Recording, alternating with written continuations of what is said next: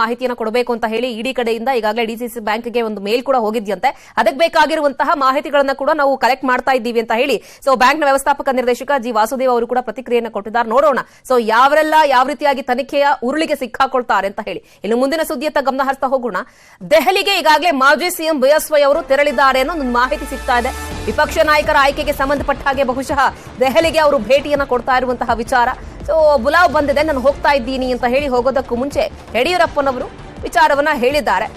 Almost ಎಲ್ಲೋ ಒಂದು ಕಡೆಗೆ ಯಡಿಯೂರಪ್ಪನವರನ್ನ ಕೂರಿಸಿಕೊಂಡು ಯಾರಿಗೆ ಕೊಟ್ರೆ ಬೆಟರ್ ಅನ್ನೋ ಒಂದು ವಿಚಾರವನ್ನ ಚರ್ಚೆ ಮಾಡ್ತಾರ. ಜೊತೆಗೆ ಮಗನಿಗೆ ಕೇಂದ್ರದಲ್ಲಿ ಸಚಿವ ಸ್ಥಾನ ಸಿಗುವಂತಹ ಸಾಧ್ಯತೆಗಳು ಕೂಡ ಕಂಡು ಬರ್ತಾ ಇದೆ.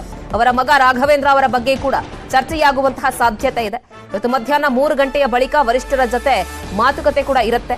ರಾಷ್ಟ್ರೀಯ ಅಧ್ಯಕ್ಷರು ದೆಹಲಿಗೆ ಬರ್ಲಿಕ್ಕೆ ಹೇಳಿದ್ದಾರೆ. ಯಾವ ವಿಚಾರ ಕರೆದಿದ್ದಾರೋ ನನಗೆ ಗೊತ್ತಿಲ್ಲ. ಪ್ರತಿಭಟನೆ ಇದೆ, ಹೀಗಾಗಿ ಮಾತಾಡಿ ಸಾಧ್ಯ ಆದ್ರೆ ಇವತ್ತು ಸಂಜೆಯೇ ವಾಪಸ್ ಬರ್ತೀನಿ ಅಂತ ಹೇಳಿ ಯಡಿಯೂರಪ್ಪನವರು ಪ್ರತಿಕ್ರಿಯೆ ಕೊಟ್ಟಿದ್ದಾರೆ. ನಮ್ಮ ರಾಷ್ಟ್ರೀಯ ಅಧ್ಯಕ್ಷರಾದಂತ ಜಯಪ್ರಕಾಶ್ ನಡ್ಡಾಜಿ ಅವರು ಡೆಲ್ಲಿಗೆ ಬರಬೇಕು ಅಂತ ಹೇಳಿದ್ದಾರೆ. ವಿಷಯ ಏನು ಅಂತ ನನಗೇನು ಗೊತ್ತಿಲ್ಲ. ಹೋಗಿ ಅವ್ರ ಜೊತೆ ಮಾತನಾಡ್ಬಿಟ್ಟು ಸಾಧ್ಯವಾದ ರಾತ್ರಿ ವಾಪಸ್ ಬರಬೇಕು ಅಂತಿದ್ದೇನೆ. ಯಾಕೆಂದ್ರೆ ನಾಡಿದ್ದು ಸಾವಿರಾರು ಸಂಖ್ಯೆಯಲ್ಲಿ ಒಂದು ಪ್ರತಿಭಟನೆ ಕಾರ್ಯಕ್ರಮ ಹಮ್ಮಿಕೊಂಡಿರೋದ್ರಿಂದ ಸಾಧ್ಯವಾದ ಸಾಯಂಕಾಲ ರಾತ್ರಿ ವಾಪಸ್ ಬರೋಕ್ಕೆ ಪ್ರಯತ್ನ ಮಾಡಿದ್ರಿಂದ ನಾಳೆ ಬೆಳಗ್ಗೆ ಬರ್ತೀನಿ. ಸರ್, ವಿಪಕ್ಷನ ಆಯ್ಕೆ ಬಗ್ಗೆ ಸಾಕಷ್ಟು ಚರ್ಚೆಗಳಾಗ್ತಾ ಇದೆ.